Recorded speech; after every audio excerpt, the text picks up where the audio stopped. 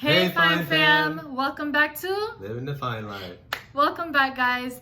In today's video, Shaheen and I are going to share a piece of our journey that has been the most challenging thus far, and this video has been the hardest to hit record on.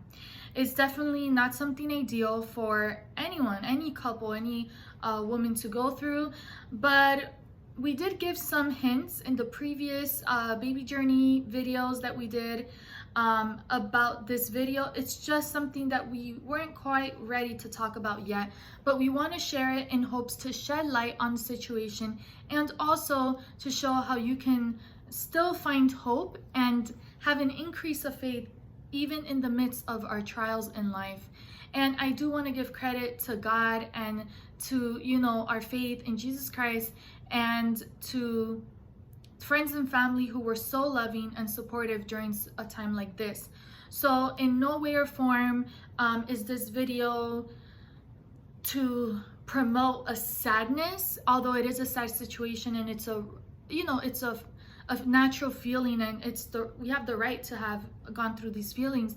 But at the same time, I want to share with you guys this as a testimony, and hopefully it's part of a greater testimony as well. Shaheen and I have been trying to start our family for quite some time now, and we do believe that God will do it in its due time, because we've learned that it's not in our time, but it's God's time, even when there isn't anything biologically or scientifically, medically wrong with us. Praise God for that. But right now we are still trying to conceive. So a word that I've been longing to hear or to see on a stick is pregnant. I want to be a mom and I long to be a mother, and so much. So in December of last year, of 2021, and excuse me, what I'm gonna mention, so if you're squirmish about some things or you're a guy and you don't like hearing the word period, I'm sorry, I'll say lady time of the month, okay? Let's keep it at that. So I was in my woman time of the month, right? So whenever a woman, and ladies seeing this video, is in the time of the month, you don't think or know that you are pregnant, because that's an indication that you are not pregnant in most circumstances. Usually my cycle is like a week long, right? So at day 8, when I'm supposed to be done with my cycle, things go south. It gets worse, and that's not normal. And I start to feel concerned, and also notice that my blood pressure starts to drop and go up and drop and go up, and I feel all these different symptoms, which at some point may feel like a feeling of anxiety or like chills, like sudden hyperness, but like something was off in my body, or like I was still energetic and stuff, but I would feel these shifts of high and low in my body, and didn't know that what I thought was maybe like a high and low, or like a anxious, or like a super like hyper excited feeling, was my blood pressure dropping and going up. And that was the shift in my levels, really. So with that being said, one day I get home. I remember it was a Monday. I had just come home from work, and at work I was feeling all these things, and I went through work. I was technically fine. I was very productive. I was like hype. I was getting a lot done. It was one of those days, but inside I knew something wasn't going right. And I started, like, towards the end of the day, I started to feel very off, and I didn't know that my blood pressure was, like I mentioned, going up and down. So I was bleeding so heavily, like it was more than usual. And I get home, and as I'm on my way home, it's worse, and when I'm home, it's worse. And I have this bad feeling that something may be going on, but at the same time, I want to be strong and positive and just say, let this pass. I've had heavy flows before, so it is what it is, it'll pass and all that. But then I'm looking back at my, tracker, because I have an app on my phone to track my lady cycle, and I'm telling Shaheen, this is actually day 8. I'm supposed to be towards the end of my cycle. So for it to seem as if my flow is in a way where my cycle is starting over again, this is weird. And it's just so much. Like I was filling up, pad, all this stuff, like it was going through, like it was just a whole ordeal. So I call my mom. I start to get nervous and a little, like hot chills, and I call my mom, and she's like, you know what, either I was waiting for, I got home, Shaheen wasn't home from work yet. I had spoke to him on the phone. I called my mom afterwards, and that's when my mom's like, you know what, either you go to the hospital today, or if by tomorrow it doesn't cease, you need to go to the hospital. It's an emergency. And she's like, I have a feeling of what I think it was, of what I think it is, but I don't want to say anything. And at that moment, I kind of knew what she was referring to, and I started crying. I'm like, no, I don't want it to be that, but I'm on my cycle. And I didn't want to think that I was potentially having a miscarriage, but I knew that that's what my mom was, you know, heading towards, because she had a miscarriage actually before she got pregnant with me. So it was one of those things, like, even in those moments where God was like preparing me for what was coming. And I feel like the enemy also want to like attack my mind and my emotions and my feelings, but at the same time, I you know, we try to be brave and courageous, and I'm like, okay, at this point, long story short, Shane's gonna share his piece really quickly after what I'm gonna say.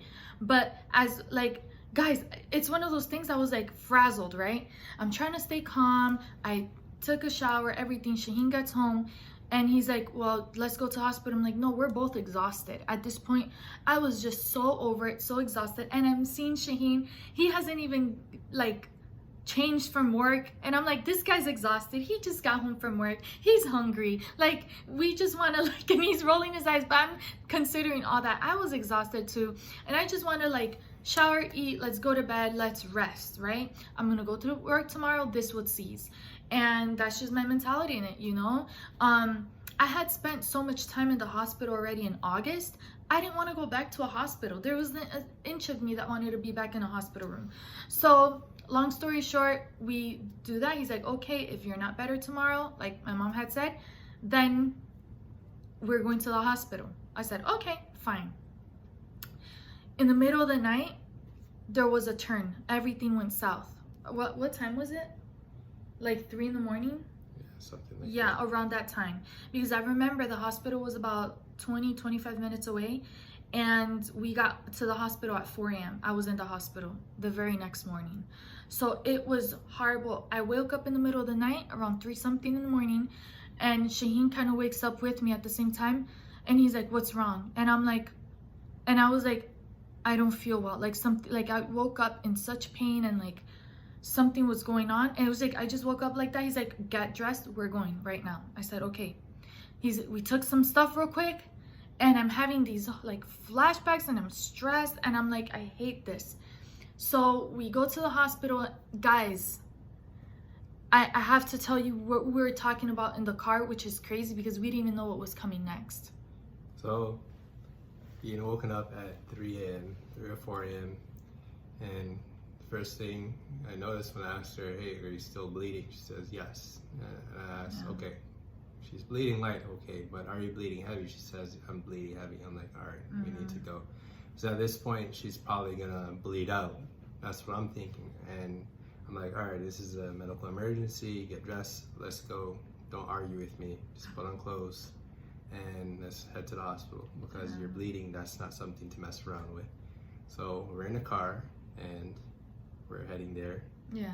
And you say to me, so funny story, on the way to the hospital, I was upset because I didn't want to come to the hospital. I was crying and praying and venting to Shaheen all at the same time. How? I don't know.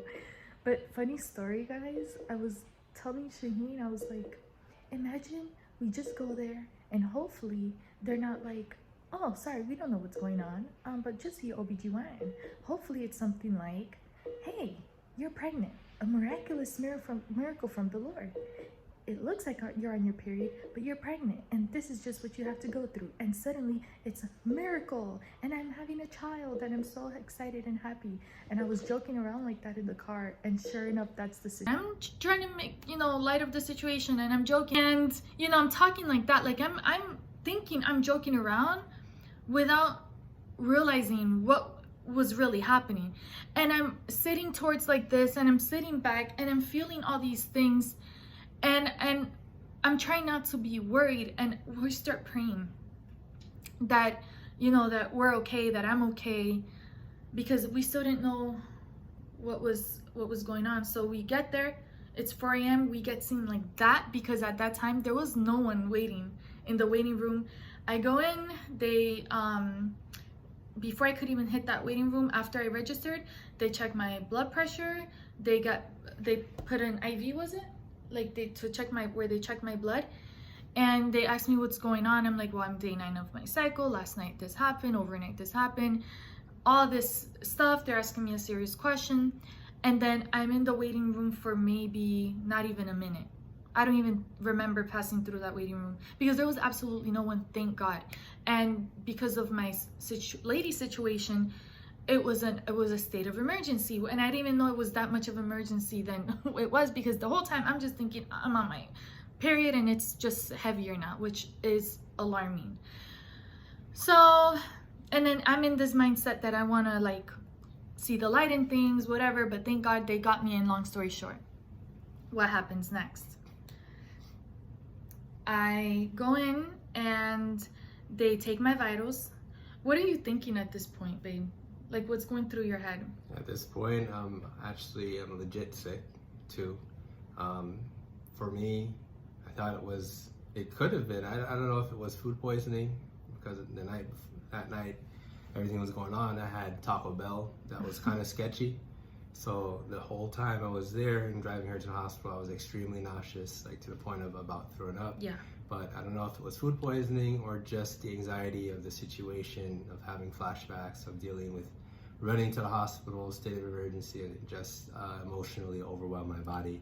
Mm-hmm. Even though I wasn't freaking out externally, internally, my body, my nervous system was freaking out and probably causing me to be extremely sick. So the entire time that I was there, I was present, but I was trying not to throw up in the middle of the hospital. Mm-hmm. So thinking, just hoping for the best, honestly, hoping for good news that, oh, it's just nothing, this is just a really long period. Yeah, literally. Really long period, and here, take some Advil and go home. You know, and just that's what I have in my head while I'm literally holding myself, trying not to throw up, just in and out, closing my eyes, just try to get through it, because a hospital process takes hours. You go there, even if it's empty, you expect it to take 30 minutes, an hour at most. No, you're there sometimes for hours waiting for them just to confirm and check results, just to get to the point. Yeah. So with that's important point. I felt bad because I knew Shaheen was going through something. He wasn't feeling well too. And he's the type of person, I feel like, to that point you said that your nerves were being worked, because we were both like got flashbacks. We're going through like these types of emergencies previously in August with different situation, but it still relates. And then he was so sick. He was previously like nauseous and going through the stomach issue, and it was just such a tough time for us in reality. So I go in and they're seeing me. Nurse asks me questions, I repeat the same thing. I'm like, okay. Then they get my blood work. Doctor comes in, talks to me. I said the same, repeat the same thing, the whole situation. Then she's like, okay, I'm gonna come back with your blood results. She returns, she's in the chair, she's like, all right, so what are you feeling? What's going on? I repeat the same, and I'm telling her. Then the final thing I said was, and I also wanted to make sure, just to double check, because of the simple fact that my mom, was concerned, because before she had me, she had a miscarriage, and the situation was very similar, where she was bleeding for extreme number of days with such a heavy flow, bleeding out, and she didn't know she was having a miscarriage. So I wanted to check that. That nurse, the doctor's face, like, dropped. I could remember her face almost like she's like, she looks at her screen and she looks to the side, like, let's say Shane's like where I was laying down. She's like, well, it's interesting you say that, because your test results came back and you're pregnant.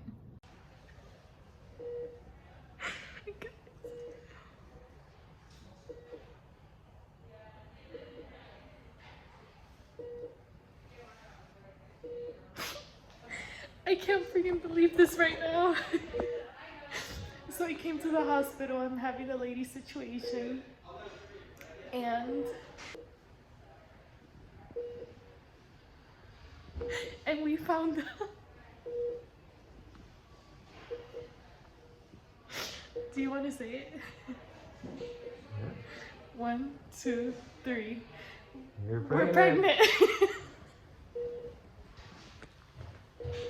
Your mom was right. This is very confusing because I'm not supposed to have a period. Can you come down here, please? I'm not supposed to have a period. It doesn't make sense. They say I'm pregnant. It's a little concerning because we have a risk of miscarriage, but I'm low-key so happy right now, and I'm gonna fight as much as I can for this baby. This was not how I wanted to find out. This is not my typical pregnancy announcement dream, but it's such a blessing to know.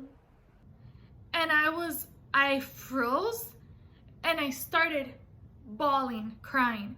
And she's like, well, and I look at Shaheen and he's just shook, but he's not reacting because I know he felt so sick, like throwing up.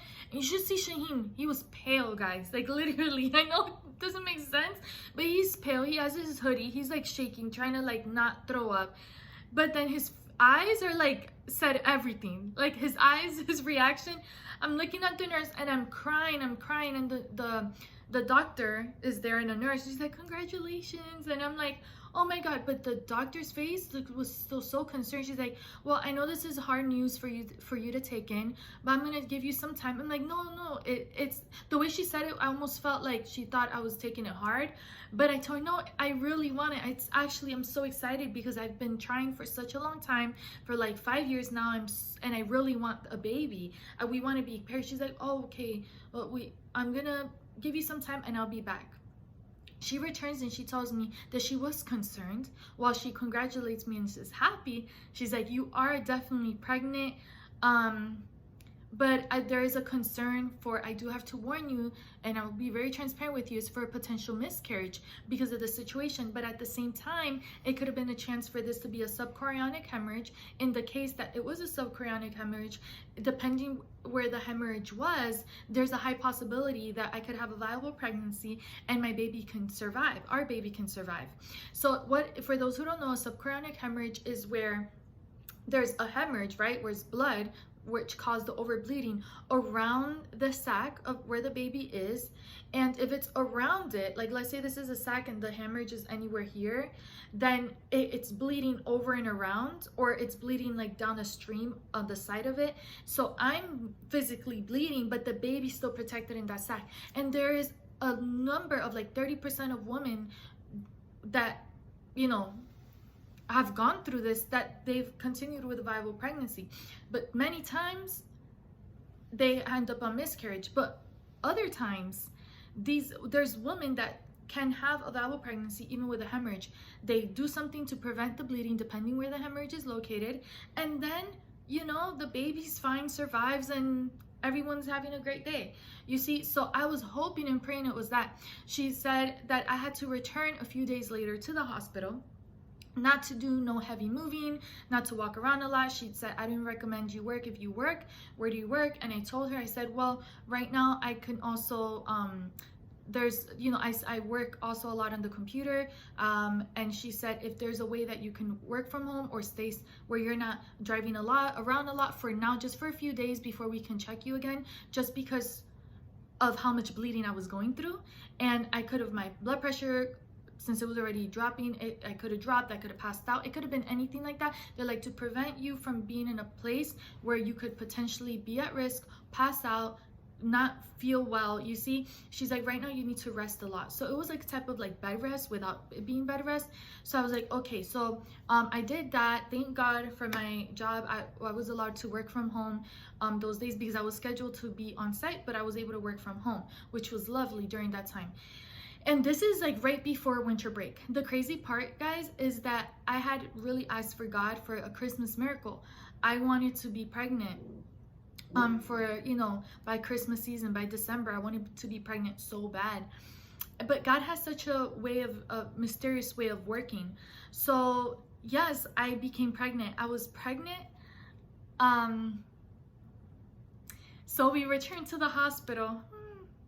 I don't want to get emotional, but we returned to the hospital.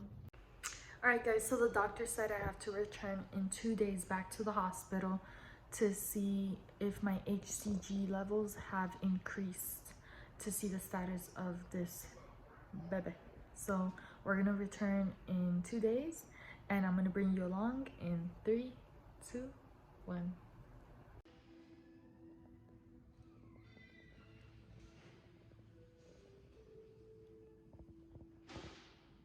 If I was sharing the story 2 months ago, last month, or 3 weeks ago, I would have been a mess right now. We've come a long way. This has been such a hard journey, challenging for the both of us in different ways. And I just want to pause to say thank you to you, Shaheen, for he was my rock during that time. He didn't cast judgment, because I've heard horror stories which guys just become jerks when a woman miscarriages and put it on the woman. And the doctors, when we asked, well, let me not jump there, but we're pregnant, right? We're pregnant. So we returned to the hospital a few days later, and Shaheen was like, we were like on it, like he's like, can I get here at the same time? Like it was like 4 or 5 a.m. by now, and she's like, yeah, you could get here as early as you want. I was like, it's perfect, there's not a long wait. So we get to the hospital, we're there by like 5 a.m., right? Like something like that. Was so early. Do the checks, they are taking out doing blood work, all this stuff. And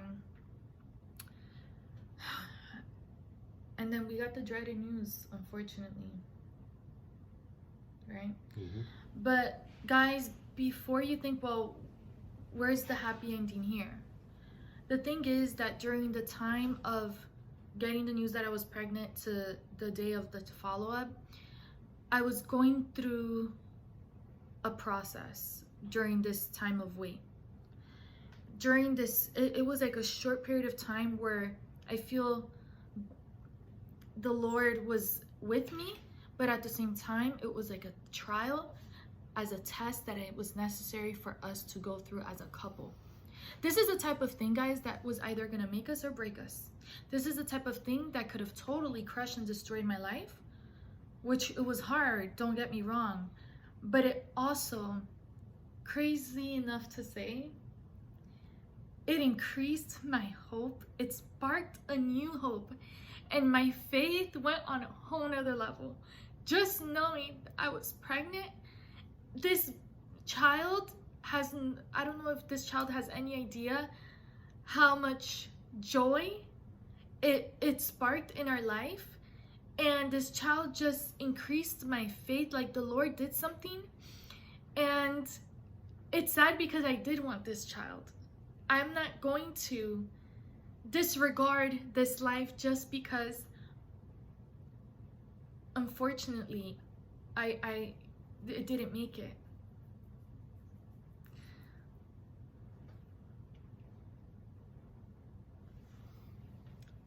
We got checked and they said, I'm sorry, but your HCG levels dropped drastically.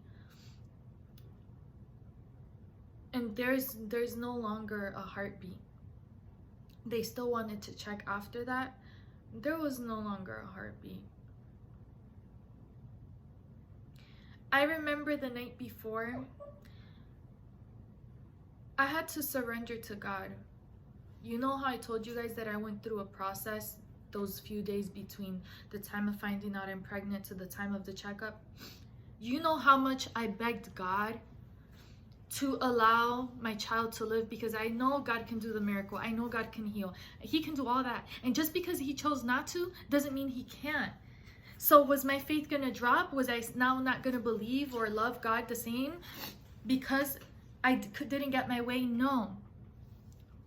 It's because it wasn't the time yet. So see, guys, the light here is that God showed me, like, hey, I can come through for you and you can get pregnant and you will be a mom. But right now it wasn't the time, and for whatever reason, this child just didn't make it. And it's so sad and unfortunate. But I'm not gonna cast blame on God. And I told God, I'm not mad at you. So the whole time, these days, in the gap of time, in that period, on that gap, between knowing and that I was pleading to God in faith, there was a part of me, I was like, something's, I don't know, like that feeling like God was preparing me. So the night before, it's like I really felt led by God in the spirit, like, surrender like surrender. And I had to surrender my child to God the night before. And although I didn't want to accept it at the time, but I had to come to terms, because that night before I saw it come out.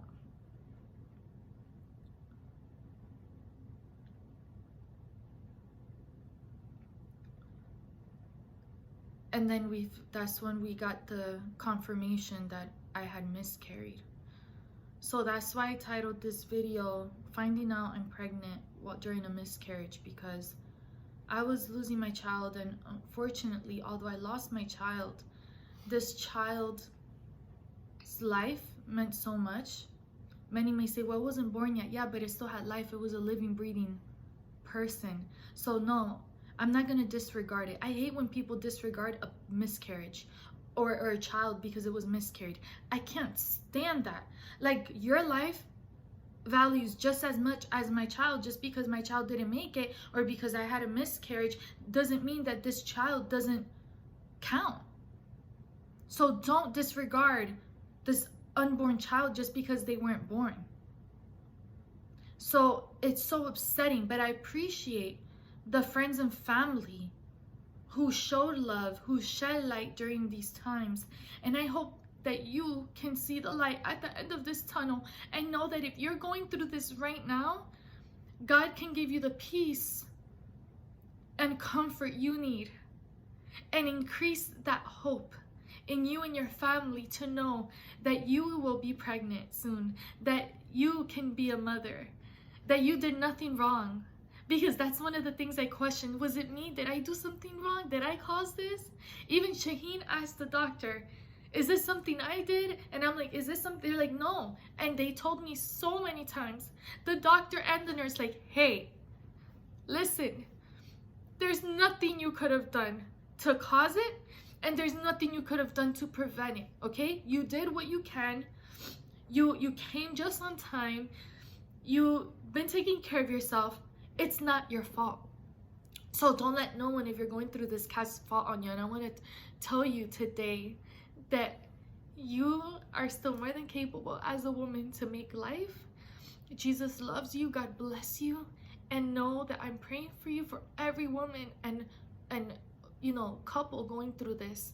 Know that I'm with you, and don't lose hope, and don't lose sight of the promises that God has set before you. So go on. You can still multiply. You can still be fruitful and multiply, but it will happen on God's time, because it is not on us. It is on God's time, because He is the ultimate creator. He simply uses us as vessels, and He will make it happen through us in due time. So God bless you and your family. I hope this video shed light, and I'm glad. Thank you for giving me the opportunity, giving us the opportunity to share our testimony with you. So, babe, is there anything else that you want to share? And just one final note, leave on a good note. My perspective on this, you know, although it was a sad situation, it was one that it did, like she said, it brought a lot of hope, because this was the sign, hey, you can get pregnant, you know, and this is just the beginning. And so just have, you know, confidence in that, and just know that, you know, that you are capable to make babies, and we were going to make lots of babies. And this video, you know, will serve as testament, you know, the process that we went through, and hopefully others that are dealing with similar things will, you know, gain hope and, you know, see our journey and gain inspiration from that as well. So God bless you guys, and God bless you. Thank you so much for watching. Don't forget to subscribe, and love you guys. As we always say here, stay well. Be blessed. And continue to live the fine life. And stay tuned for Fine Life babies in the future.